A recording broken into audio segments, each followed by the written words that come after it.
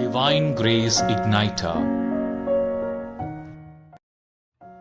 ಕ್ರಿಸ್ತ ಯೇಸುವಿನಲ್ಲಿ ಪ್ರೀತಿಯ ಸಹೋದರರೇ ಹಾಗೂ ಸಹೋದರಿಯರೇ, ಇಂದು ನಾವು ಪಾಸಕಾಲದ 4ನೆಯ ಭಾನುವಾರದಲ್ಲಿ ಇದ್ದೇವೆ. ಈ ಭಾನುವಾರವು ನಮಗೆ 2 ಮುಖ್ಯ ವಿಶೇಷತೆಗಳನ್ನು ನೀಡುತ್ತದೆ.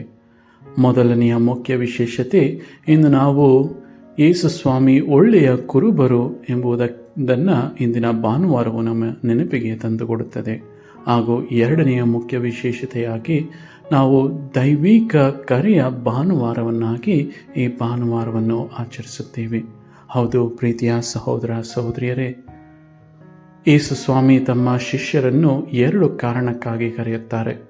ಮೊದಲನೇ ಕಾರಣ, ಅವರು ತಮ್ಮೊಡನೆ ಇರಲು.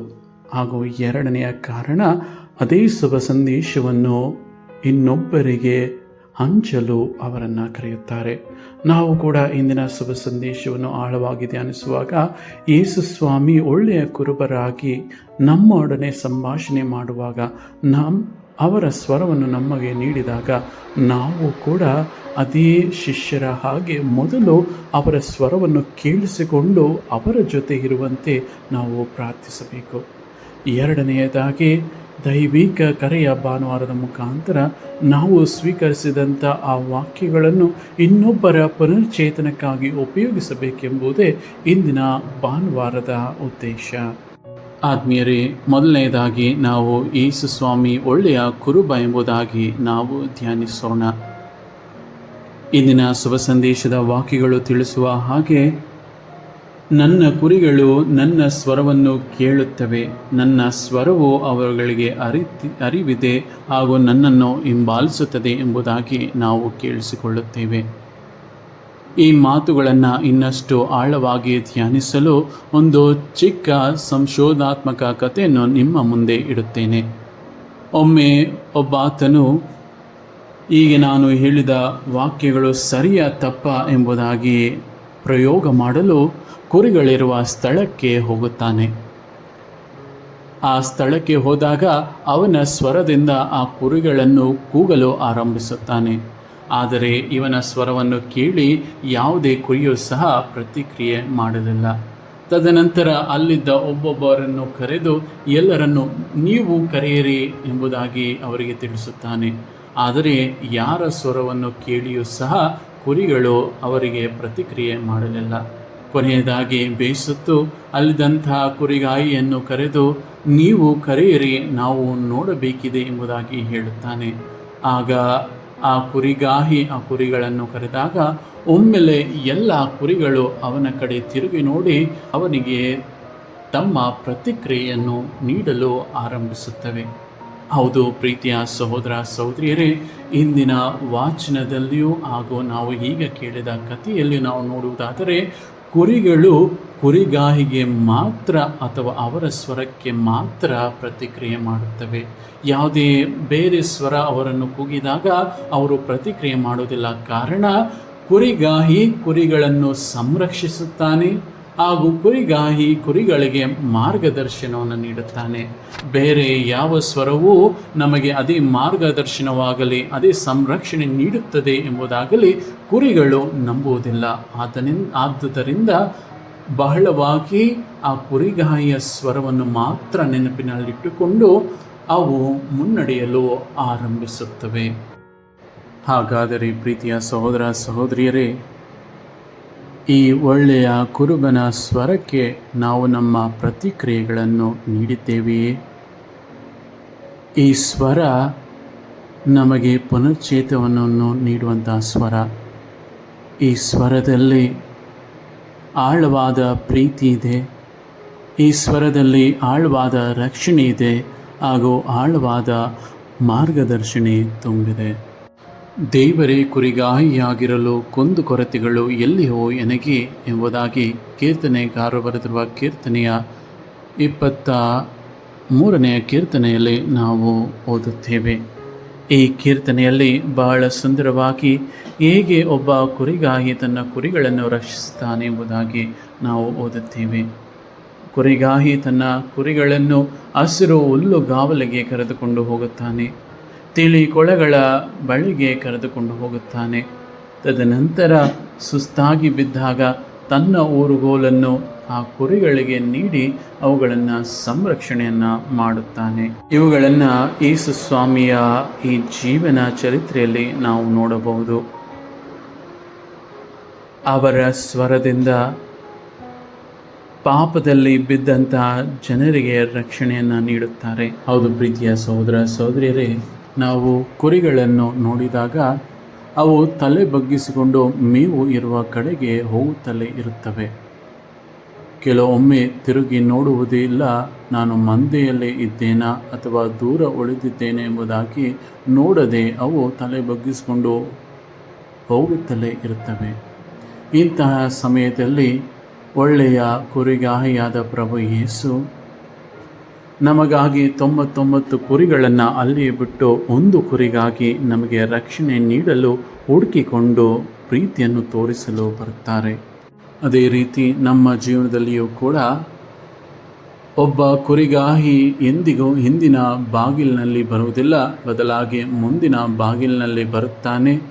ಅವನ ಸ್ವರವನ್ನು ಕೇಳಿ ಕುರಿಗಳು ಅವನನ್ನು ಹಿಂಬಾಲಿಸುತ್ತವೆ ಎಂಬುದಾಗಿ ನಾವು ದೃಢವಾಗಿ ನಂಬುತ್ತೇವೆ. ಅಂದರೆ ಈ ರೀತಿಯ ರಕ್ಷಣೆಯನ್ನು ಪ್ರಭು ಯೇಸು ಕ್ರಿಸ್ತರು ನಮ್ಮೆಲ್ಲರಿಗೂ ನೀಡುತ್ತಾರೆ. ಅಂತೆಯೇ ಅನೇಕ ರೀತಿಗಳಲ್ಲಿ ದೇವರ ಸ್ವರದಿಂದ ಎಲ್ಲ ಜನರು ಸಂರಕ್ಷಣೆ ಹೊಂದಿದವರನ್ನು ನಾವು ನೋಡುತ್ತೇವೆ. ಆದಿಕಾಂಡ ಪುಸ್ತಕದಲ್ಲಿ ದೇವರ ಸ್ವರ ಸಕಲವನ್ನು ಉಂಟು ಮಾಡುತ್ತದೆ. ಎಲ್ಲವೂ ಚೆನ್ನಾಗಿದೆ, ಬೆಳಕು ಬರಲಿ, ಬೆಳಕಿರಲಿ ಎಂಬುವಂಥ ಈ ಸ್ವರವು ಅಲ್ಲಿ ಬೆಳಕನ್ನು ಉಂಟು ಮಾಡಿತು. ಅಂತೆಯೇ ಮೋಶೆಯನ್ನು ಕರೆಯುವಂಥ ಆ ಸ್ವರದ ಮುಖಾಂತರ ಇಸ್ರಾಯೇಲರನ್ನು ನೂತನ ಜೀವನಕ್ಕೆ ಪರಿಚಯ ಮಾಡಿಕೊಡುವಂತೆ ದೇವರು ಅವರನ್ನು ಮುನ್ನಡೆಸುತ್ತಾರೆ.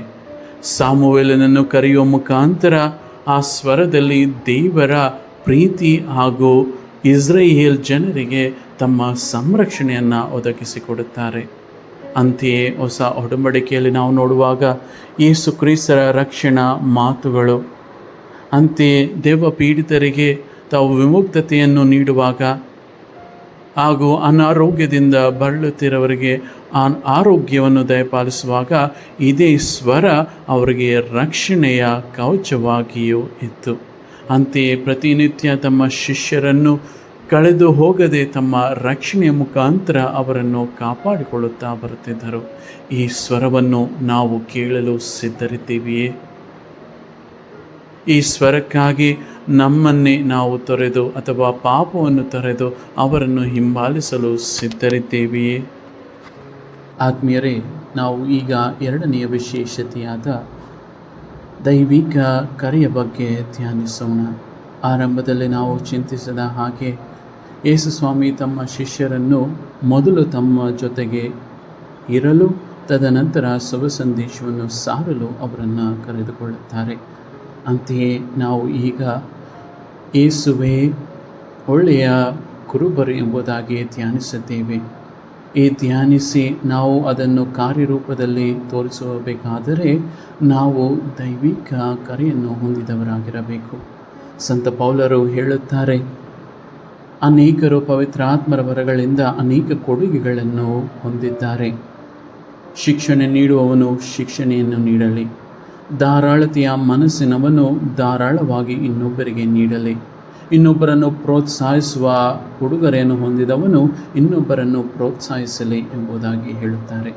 ಅದೇ ರೀತಿ ನಾವು ಚಿಕ್ಕ ಚಿಕ್ಕ ವಿಷಯಗಳಲ್ಲೂ ಕೂಡ ದೈವಿಕ ಕರೆಯನ್ನು ನಾವು ಪಡೆದಿದ್ದೇವೆ ಹಾಗೂ ಶುಭ ಸಂದೇಶವನ್ನು ಸಾರುವಂತಹ ಭಾಗ್ಯ ನಮಗೆ ದಯಪಾಲಿಸುತ್ತಾರೆ. ಕೆಲವೊಮ್ಮೆ ನಾವು ಆಲೋಚಿಸುತ್ತೇವೆ, ಇದು ಕೇವಲ ಗುರುಗಳಿಗೆ ಹಾಗೂ ಕನ್ಯಾಸ್ತ್ರೀಯರಿಗೆ ಮಾತ್ರ ಸೀಮಿತ ಎಂಬುದಾಗಿ. ಆದರೆ ದೈವಿಕ ಕರೆ ಎಂಬುದು ಎಲ್ಲರಿಗೆ ಸೀಮಿತವಾದದ್ದು. ನಾವು ಮಾಡುವಂಥ ಕೆಲಸ ಕಾರ್ಯಗಳಲ್ಲಿ, ಹೋಗುವಂಥ ಸ್ಥಳಗಳಲ್ಲಿ ನಮ್ಮದೇ ಆಲೋಚನೆಗಳಿಂದ ಹೋಗದೆ ಬದಲಾಗಿ ದೇವರ ಮಾರ್ಗವನ್ನು ಅಲ್ಲಿ ಉಪಯೋಗಿಸಿದಾಗ ನಾವು ಕೂಡ ದೈವಿಕ ಕರೆಗೆ ಪಾತ್ರರಾಗುತ್ತೇವೆ. ಉದಾಹರಣೆಗೆ, ನಾವು ಕಚೇರಿಗಳಲ್ಲಿ ಕೆಲಸ ಮಾಡುವಾಗ ಯಾವಾಗಲೂ ಕೋಪದಿಂದ ಇರುವ ಬದಲು ಯೇಸು ಸ್ವಾಮಿಯ ಹಾದಿಯಲ್ಲಿ ನಾವು ಇನ್ನೊಬ್ಬರನ್ನು ಪ್ರೇರೇಪಿಸುತ್ತಾ ಮಾತನಾಡುವಾಗ ಅದು ದೇವರ ಆಜ್ಞೆಯನ್ನು ಅಲ್ಲಿ ಸಾರಿದವರ ಹಾಗೆ ನಾವು ಇರ್ತೇವೆ. ಅಂತೆಯೇ ನಮ್ಮ ಕುಟುಂಬಗಳಲ್ಲಿ ನಾವು ನಮ್ಮ ಮಕ್ಕಳಿಗೆ ಪ್ರೇರೇಪಿಸುವಾಗ, ಯೇಸುವಿನ ಮಾರ್ಗದಂತೆ ನಾವು ನಡೆದುಕೊಳ್ಳುವಾಗ ನಮ್ಮ ಕುಟುಂಬವನ್ನು ಸಹ ದೇವರ ಸಾಮ್ರಾಜ್ಯಕ್ಕೆ ನಾವು ಹೋಲುವಂತೆ ನಾವು ಮಾಡಬಹುದು. ಹೌದು ಪ್ರೀತಿಯ ಸಹೋದರ ಸಹೋದರಿಯರೇ, ಒಳ್ಳೆಯ ಕುರುಬರ ಸ್ವರವನ್ನು ಕೇಳಿಸಿಕೊಂಡು ಅದು ಸುಮ್ಮನೆ ಇರಬಾರದು. ಆ ಸ್ವರವನ್ನು ಕೇಳಿಸಿಕೊಂಡ ನಾವು ಸಹ ಇನ್ನೊಬ್ಬರಿಗೆ ಅದೇ ಸ್ವರವನ್ನು ನೀಡಬೇಕು. ನಾವು ಕೂಡ ನಮ್ಮ ಜೀವನದಲ್ಲಿ ಕುರುಬರಾಗಿರಬೇಕು ಎಂಬುದಾಗಿ ಯೇಸು ಕ್ರಿಸ್ತರು ಇಂದಿನ ಶುಭ ಸಂದೇಶದ ಮುಖಾಂತರ ನಮಗೆ ಕರೆಯನ್ನು ನೀಡುತ್ತಾರೆ. ಪುನರುತ್ಥಾನ ಹಬ್ಬದ ನಂತರ ಯೇಸು ಸ್ವಾಮಿ ಹೇಳುತ್ತಾರೆ, ನೀವೆಲ್ಲರೂ ಹೊಸ ಜೀವನವನ್ನು ಪಡೆಯಬೇಕು. ಪುನರುತ್ಥಾನ ಎಂದರೆ ಒಂದು ವಸಂತ ಮಾಸ. ಹೇಗೆ ಮರಗಳಲ್ಲಿ ಚಿಗುರನ್ನು ನಾವು ಕಾಣುತ್ತೀವೋ ಅದೇ ರೀತಿ ನಮ್ಮ ಬದುಕಿನಲ್ಲಿ ಚಿಗುರನ್ನು ಕಾಣಬೇಕೆಂಬುದಾಗಿ ಬಯಸುತ್ತಾರೆ. ಅದೇ ಬಯಕೆಯನ್ನು ನಾವು ನಿಜವಾಗಿ ಮಾಡಬೇಕಾದರೆ ಯೇಸು ಸ್ವಾಮಿಯ ನಿಜವಾದ ಪರಮ ಪ್ರೀತಿಯನ್ನು ನಾವು ಅರಿತುಕೊಳ್ಳಬೇಕು. ಹೀಗೆ ಅವರು ಒಳ್ಳೆಯ ಕುರುಬನಾಗಿ ನಮಗೆ ರಕ್ಷಣೆಯನ್ನು ಮತ್ತು ಮಾರ್ಗದರ್ಶನ ನೀಡುತ್ತಾರೋ ಅದೇ ರೀತಿ ನಾವು ಕೂಡ ಮಾರ್ಗದರ್ಶನವನ್ನು, ರಕ್ಷಣೆಯನ್ನು ನೀಡುವವರ ಹಾಗೆ ನಾವು ಮುಂದುವರಿಯಬೇಕು. ಬನ್ನಿ ಪ್ರೀತಿಯ ಸಹೋದರ ಸಹೋದರಿಯರೇ, ಸಂತ ಮದರ್ ತೆರೇಸರವರು ಹೇಳುವ ಹಾಗೆ, ಎಲ್ಲರನ್ನು ದ್ವೇಷಿಸುತ್ತಾ ಹೋದರೆ ಪ್ರೀತಿಸುವುದು ಯಾವಾಗ ಎನ್ನುವಂತಹ ಈ ಪ್ರಶ್ನೆ ನಮ್ಮನ್ನು ಸದಾಕಾಲ ಕಾಡುತ್ತಲೇ ಬರುತ್ತದೆ. ಆದ್ದರಿಂದ ಒಳ್ಳೆಯ ಕುರುಬನಾಗಿರುವ ಪ್ರಭು ಯೇಸುವಿನಲ್ಲಿ ಪ್ರೀತಿಯನ್ನು ಕಲಿತುಕೊಳ್ಳೋಣ, ಮಾರ್ಗದರ್ಶನವನ್ನು ಕಲಿತುಕೊಳ್ಳೋಣ. ಅಂತೆಯೇ ಆ ಪ್ರೀತಿಯನ್ನು ಇನ್ನೊಬ್ಬರಿಗೆ ಸಾರುವ ಮುಖಾಂತರ ದೈವಿಕ ಕ್ರಿಯೆಯ ಅನುಭವವನ್ನು ಕೂಡ ಪಡೆದುಕೊಳ್ಳೋಣ. ಆಮೇನ್.